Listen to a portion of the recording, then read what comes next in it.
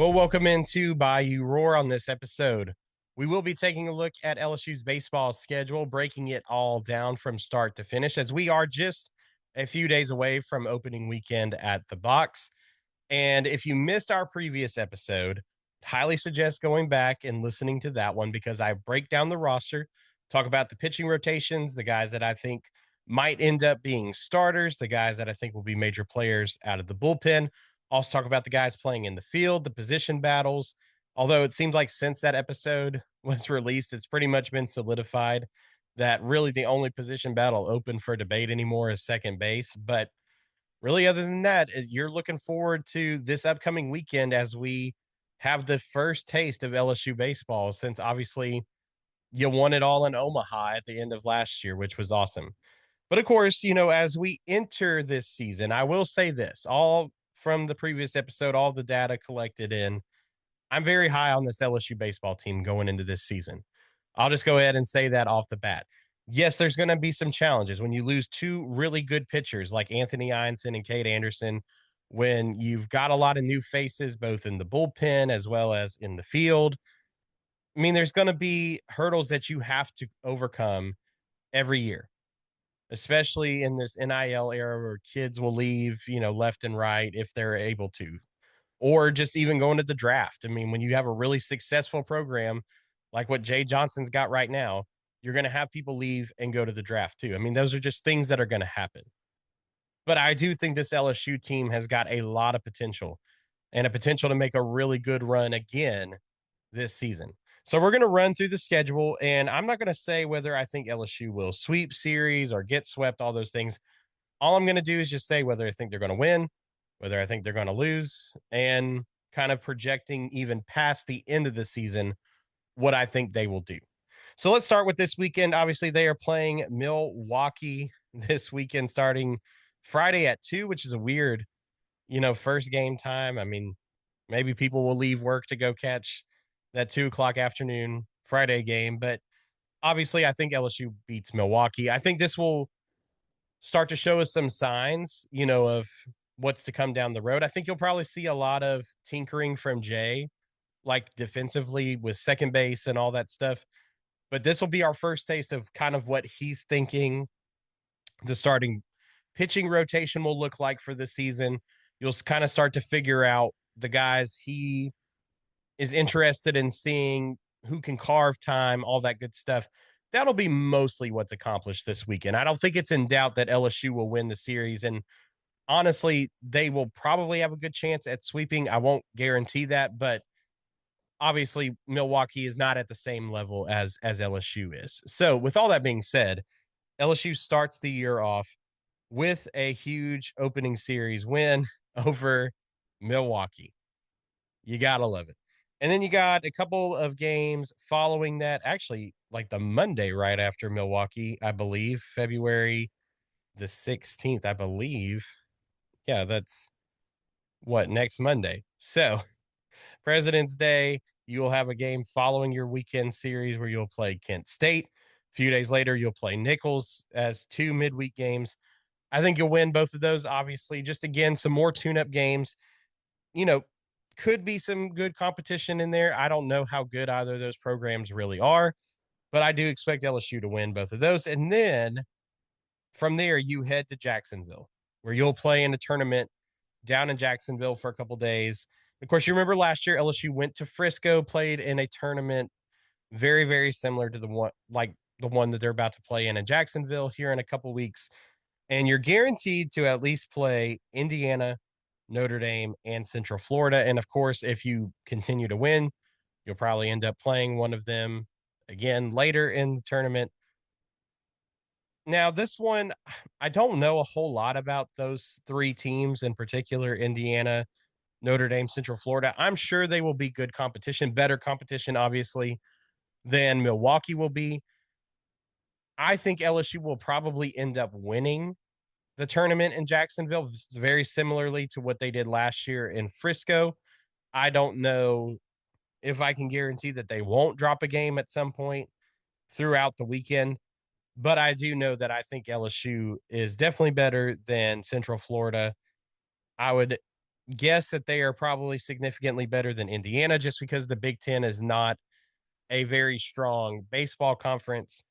And Notre Dame might be the toughest team in the tournament for LSU to face. And I do believe that they will beat them as well at some point throughout that time. So I do expect LSU to go to Jacksonville and emerge victorious from that from that tournament.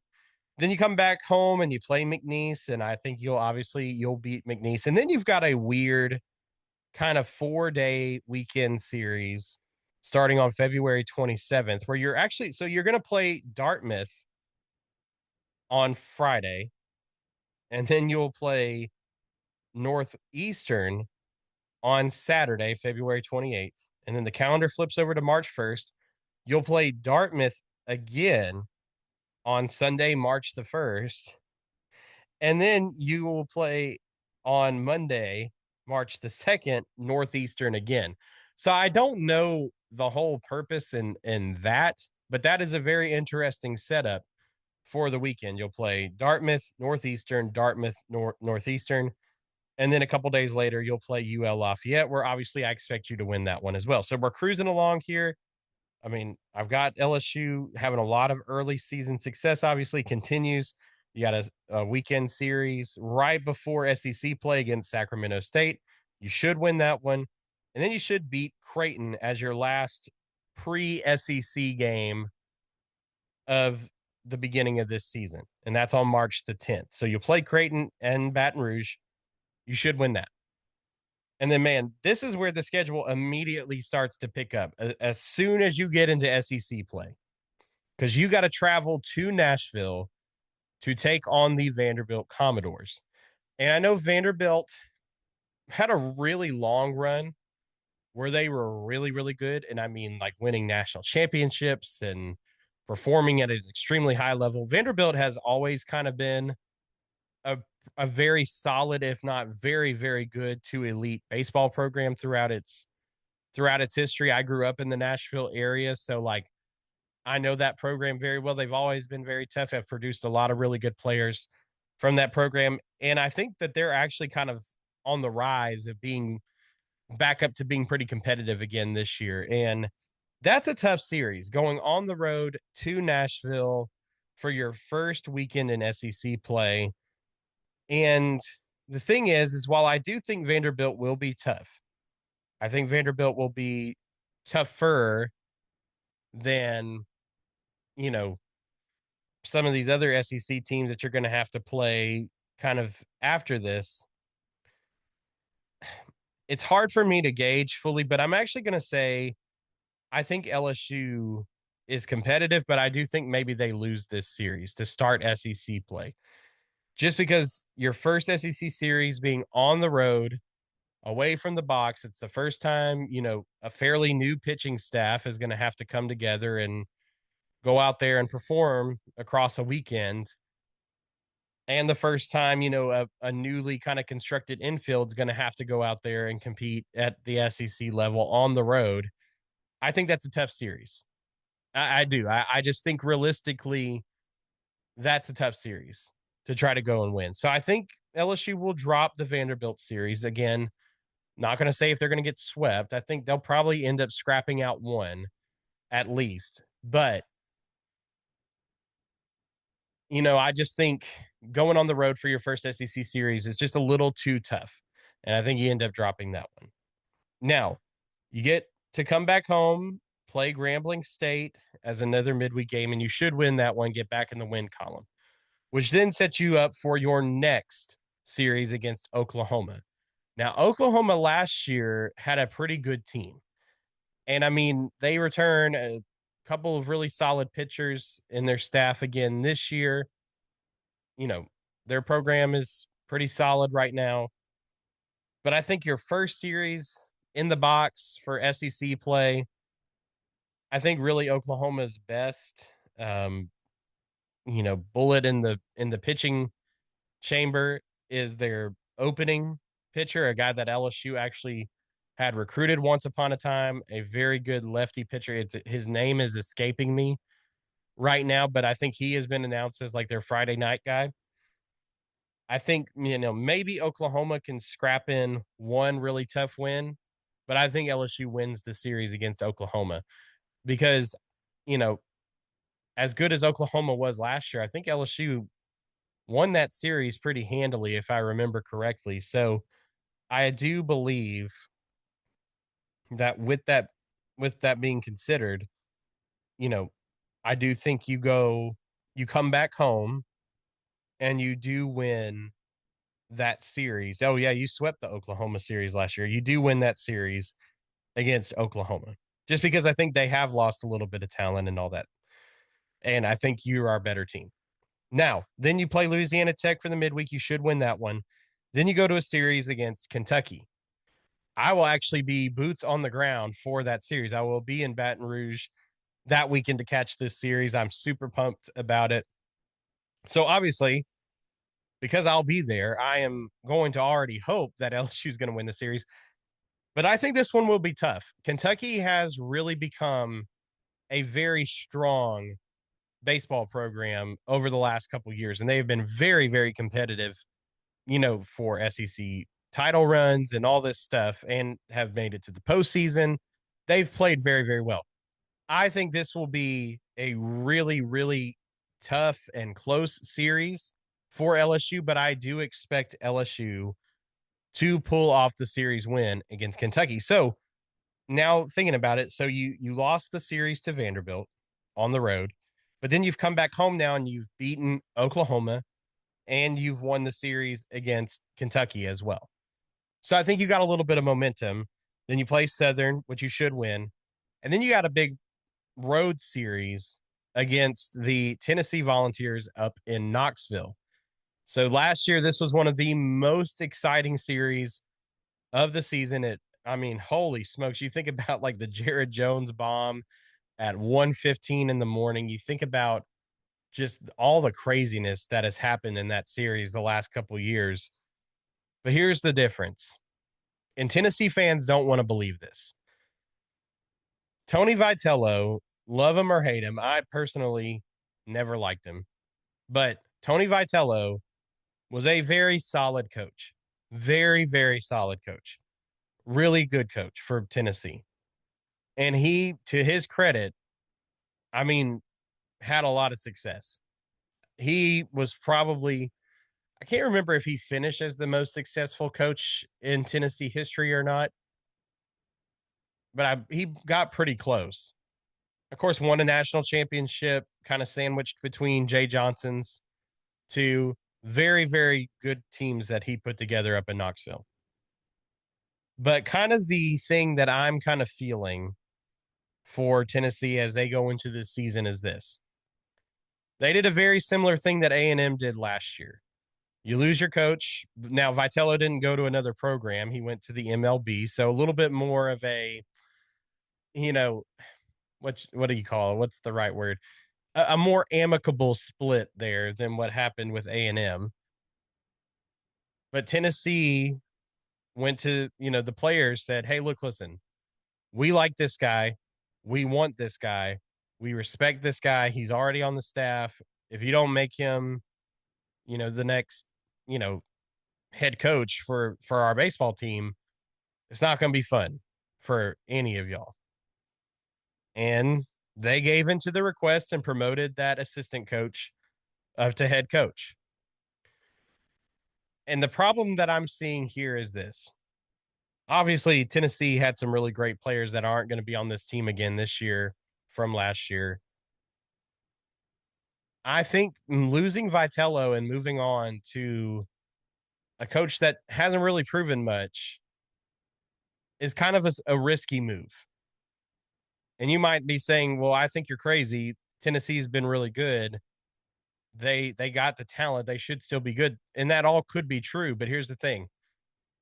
A lot of people said the same thing about A&M last year that, hey, look, listen, they got all the talent in the world.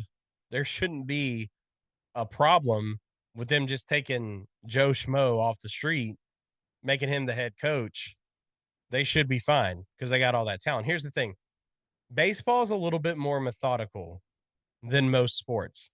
I think in a lot of sports, yeah, sure. You get I mean, let's look at LSU's football team, for instance.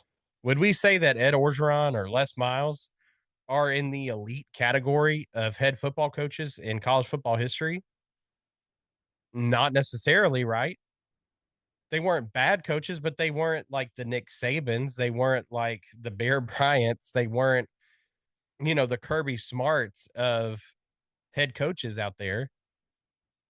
They were good, but they weren't elite, but they still won national championships. Why? Because LSU's football team had really good talent. They had good assistants alongside them, and they were able to win. Football is a different type of sport. Football is a different type of animal. Baseball is a different game because it really does matter who is behind, the brains behind the operation. Jay Johnson, I mean, has won two of the last four, and a lot of times people think he's crazy for some of the decisions he makes sometimes, and sometimes going back and forth in the bullpen between guys because he just wants to play matchups. But that's the thing. That's the chess game that a head coach has to play sometime to try to get a win in a series. And when you don't have a lot of experience doing that, it can be really difficult for you. And so, yes, this Tennessee team may be really good. But listen, as they head into that Easter weekend series, even though it's on the road, I think LSU pulls out the win over Tennessee because I think coaching is going to end up mattering a lot in that series. And you're telling me Jay Johnson up against a guy that's kind of new into this whole thing? Yeah, I'll take that matchup 9 times out of 10, maybe even 10 times out of 10. So, all that long windedness to say, yes, I think LSU wins its third straight SEC series after losing to Vanderbilt over the Tennessee Volunteers on the road. Then you come back home and you play Bethune Cookman. Don't know who that is, but you should beat them, obviously. And then you go on the road to play Ole Miss. Now, my goodness, do you think that series is going to have any kind of weight to it? Oh, I do. And do you think Ole Miss fans are going to brag if they win that series? Oh, I do. But here's the thing. Ole Miss had a really good team several years ago that won a national championship, all fine and dandy. They haven't really gotten back to that same level since. And I think there's a reason why. I just think there is a level to Ole Miss that, you know, again, it's like you got to pick one or the other. You want to be a baseball school, you got to pour your resources into that. You want to be a football school, you got to pour your resources into that. I talked about it on a former episode before. LSU is very lucky because of the history they have with Skip Bertman and the baseball teams he put together. LSU's willing to pour the resources into the baseball team, but also because of the football history, they're also willing to do that. And LSU's one of the few schools, I think, across the country that you can really say has consistently two really good programs at in collegiate sports in their baseball and their football programs, unlike most other schools. A lot of other schools, it's kind of just one. Here's the thing. I don't know much about this Ole Miss team, but I know this. Yeah, they made a really hot run in the SEC tournament last year. Beat LSU at one point, knocked LSU out of the SEC tournament, yada yada yada, all that fine and well. It ended up working out for LSU at the end, anyways. I don't care. All I know is Ole Miss didn't really hold up throughout the rest of the year. I don't expect them to be much of a challenge. And yes, back to back road series in the SEC is not fun, but I do think LSU wins in Oxford and gets another series win. You should come back home, beat Northwestern. A&M, again, I think A&M, that is just a series that A&M, I think, got really close to being super, super good. They did. They got super close to being really good a couple years ago. And then, man, that coaching change, I think, just absolutely just took kind of the soul out of that program. I think it really did. But still, even so, last year the talent did show up when you had to go on the road to A&M, and you did drop that series to A&M on the road. And, I could see a world where LSU maybe does drop that series after two, back to back road series in the SEC. But I don't know. I don't think they're going to drop it at home to A&M. I think they're going to get their bounce back. So I know they've been on a heater recently. So losing to Vanderbilt, beating Oklahoma, beating Kentucky, beating Tennessee, beating Ole Miss, beating A&M. I'm sounding like a broken record and also a homer. But here's the thing. Now this next stretch from the end of April to the end of May is where things pick up significantly in terms of the series that you've got to play. So after A&M, you play New Orleans at home. You should win that game, obviously. But then you got to go on the road to Starkville and play Mississippi State across the weekend. Now, I'm excited about this series because I will actually be able to go to the Friday night game of that series, go to Duty Noble for the first time, which I've heard is a phenomenal baseball facility. So I'm excited about that. But here's the deal. I was talking about just a second ago how some schools prioritize some sports more than others. Mississippi State pours a lot of their resources into baseball. Mississippi State has had a very good baseball program for a while, and I think they just got an upgraded head coach. They got a head coach that's coming over from Virginia with a lot of experience, and he has had a lot of success. I don't think his last couple years in Virginia were like phenomenal, but he is still a very, very good coach that I think maybe with just a change of scenery and, a school that's willing to pour in the resources like Mississippi State is, I think Mississippi State will be a very, very tough team this year to go up against in the SEC. And because of that, I think LSU drops this series on the road at Mississippi State. I do. I think LSU will be super hot, yes, coming into that series. But I just think going on the road to Duty Noble, which is a place that I feel like LSU has struggled in the past as well. And was it the 2023 season? Let's go back and look real fast. I can't remember. You played a series against Mississippi State in Baton Rouge and lost that one. So, again, Mississippi State is tough, and they've proven before that they can rise up in the right occasion. And so I think on the road in Starkville, I think you drop that series. I do. So that's your second SEC series that you've dropped, but you're still feeling good about it. Then you come back home, you play Southeastern Louisiana, you play a series against South Carolina at home the following weekend. And look, South Carolina, yes, Paul Maneri's there, and I think they'll get better this year. Under Maneri, I think he'll do a good job, but I just don't think South Carolina will be, anywhere near the level that LSU is at, and so I think LSU will win that series pretty easily. And then you end the year after playing Tulane, following South Carolina. You end the year with a couple of really tough matchups. You go on the road to play Georgia, and then you host Florida for your season finale. Now, let's talk about the Georgia series because Georgia is another SEC team that in the last few years has really started to turn it up in baseball. Now, whether or not I think they can go out there and be a serious contender for a national championship or anything, I don't know if I'm quite ready to put the money on that. But in the SEC, they've been extremely competitive. They've been a very, very tough team to beat. And honestly, on the road in Athens, I think that's a very, very tough, series to go over there and try to win. And so I am going to give that one to Georgia. I think Georgia will win that series, kind of beat you up a little bit. And that's not great, but it's a tough place to play against a tough team. So I do have Georgia winning that series, which now puts you in the final series of the year against Florida. And look, Florida's another team that has been very, very good for a long time. And I know last year, I feel like they didn't have their best season in a while.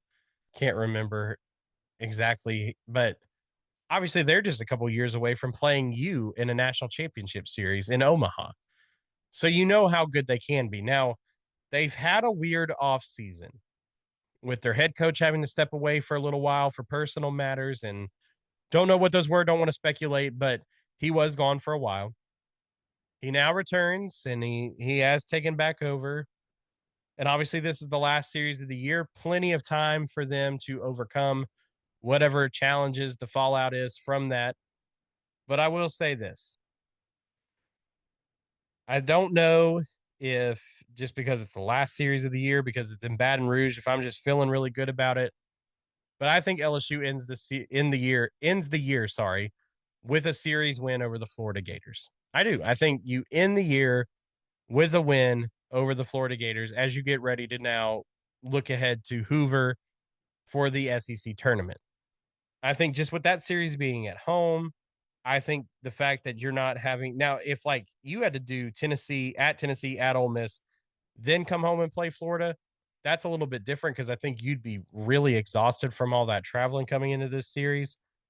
But I think because you've got a road series with Mississippi State, then a home series, then a road series, and then you're coming back home, you're not as weary as you would be with another point in the schedule. So I do believe that you end the year beating Florida, which means, yes, you dropped, let's see, Vanderbilt, you dropped Mississippi State, and you dropped Georgia. All road series, by the way. And I could be wrong. They might flip flop one. They might lose to, let's say Tennessee, and they might beat Vanderbilt. They might, lose to South Carolina but beat Vanderbilt and beat Georgia. I don't know. That's again the thing with baseball is you gotta have to have some luck on your side sometimes. Sometimes you're just gonna lose games and lose series that you shouldn't. Again, that 2023 team lost a series to um Mississippi State at home, which they shouldn't have. And if I believe correctly, I mean LSU last year lost a series to Texas. I'm looking back at the schedule now. But there was another one, Auburn. Auburn, you got swept against out on the plains over in Auburn, Alabama. I don't even know if that's what they call the baseball field, but that's just it seems nice. And then you lost, a series to A&M. So like you didn't have a perfect year last year either.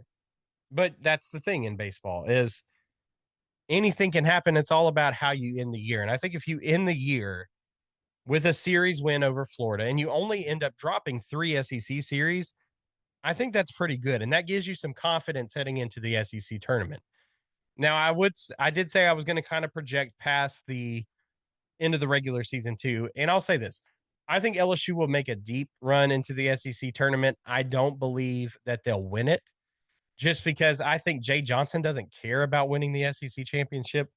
I think if they do win it, he'll gladly take that. And if they have to win it to punch their ticket into tournament play, yeah, sure. I guess he'll take it. But this isn't going to be, I don't think, a situation like 2024, for instance, where you lose a series to Mississippi State and Starkville to start the year, in SEC play that is, and then you lose a series to Florida, and then you lose a series, you get swept at Arkansas, and then you lose a series to Vanderbilt, and then you get swept at Tennessee, and you're immediately behind the 8 ball in SEC play. And you remember how that 2024 season went. If you've been following this baseball program, they really had to get hot at the end of the year and have a really good SEC tournament run to have a shot at all at making it into any kind of postseason play. But I think with the series that you would lose, and hopefully you're not going to get swept in any of them, I think LSU will be in fine position to make the postseason play no matter what.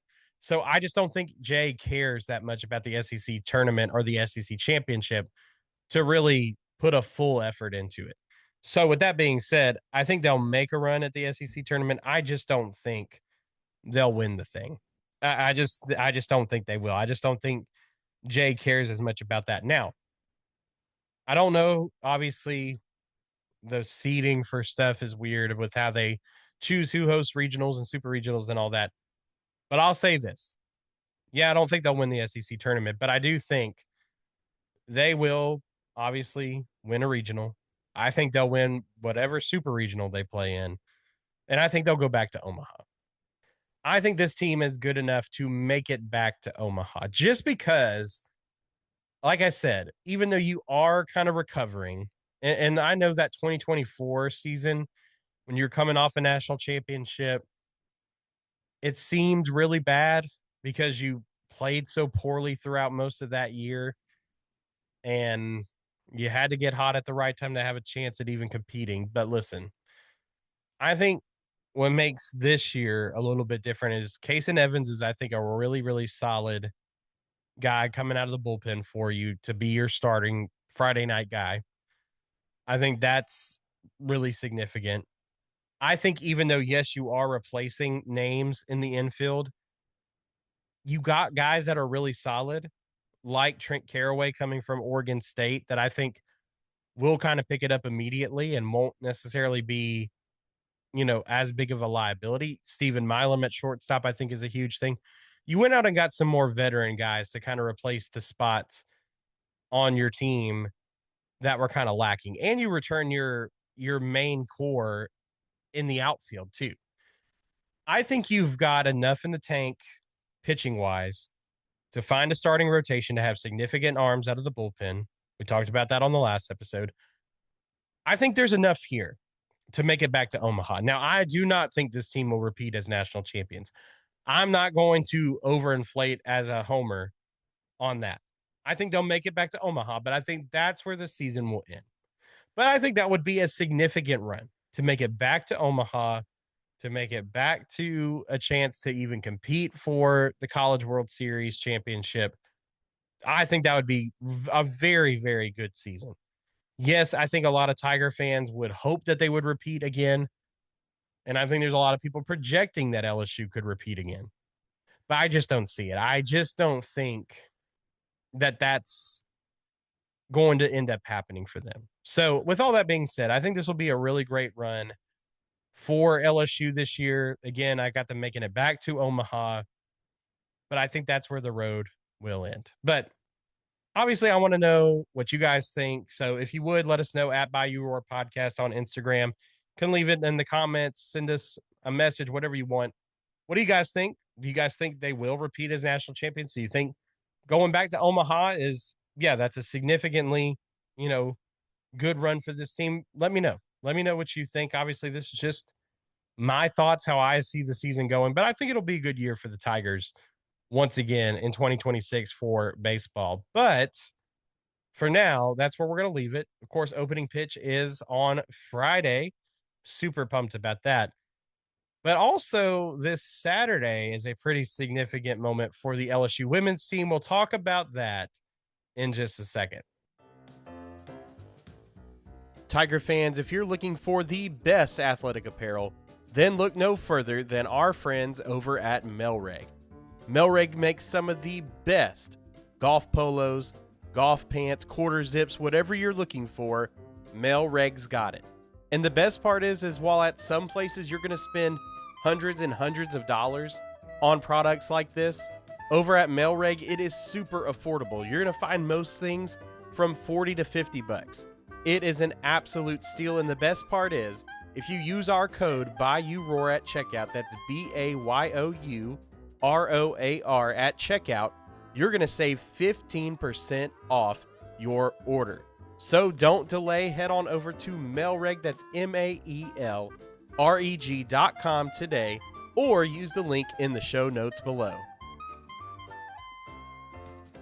Well, as we wrap up this one here, just wanted to mention really quickly that, yes, this weekend is opening weekend for baseball, which is awesome. Excited about that being back. But LSU's women's team has a huge game on Saturday night, Valentine's Day. If you don't have Valentine's Day plans already, fellas, don't ruin Valentine's Day for this. But I mean, I don't blame you if you want to include this as a part of your schedule. At 7:30, LSU will be hosting the number 3 ranked South Carolina Gamecocks. This should be an incredible game. And honestly, this will be a really big kind of test for LSU to see kind of maybe how the rest of this season will unfold for them because you've been on a tear. You beat Alabama 103 to 63. Then you lost to Texas 77 to 64, but you rebounded, beat Auburn 77 to 44, and now you're entering this game with Ole Miss coming up the next week, ranked number 14. A couple weeks later, you've got to play Tennessee, which is ranked 22.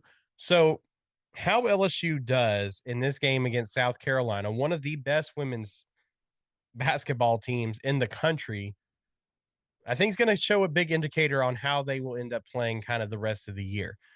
And, I know this will be a big game for Fulwiley because she transferred from South Carolina. I know this game will have a lot of emotion because it always does. But I think this will be an exciting one. Now, I'm not going to predict whether I think LSU will win or lose, but I will say this. If LSU does lose this one, I don't think obviously the season's not over. If you lose to the number 3 ranked team in the country, your season is not dead in the water. That's a big loss, yes, but that's a really good team. But it's how do you lose? Is it a 2-point loss? Is it a double digit loss like what you had against Texas, which didn't look great? But you also beat Texas a few weeks before, so who knows? But do you win close? Do you get blown out? Do you win by double digits? Do you win by two? No matter what the end result is, did you play tough? And if you lost, were you competitive in the loss? And if you won, did you look good while winning and not just kind of luck your way into a win?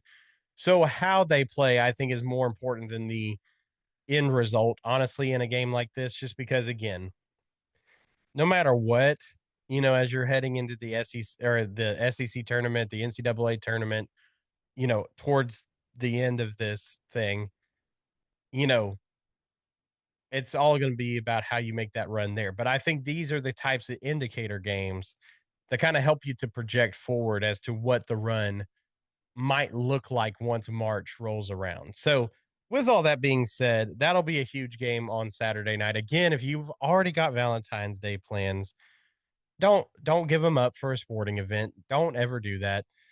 But if you are going to be at home on Saturday night, that could be a fun way to cap off your Valentine's Day watching the LSU Lady Tigers take on the South Carolina Gamecocks. Again, that's at 7:30. That'll be at the PMAC.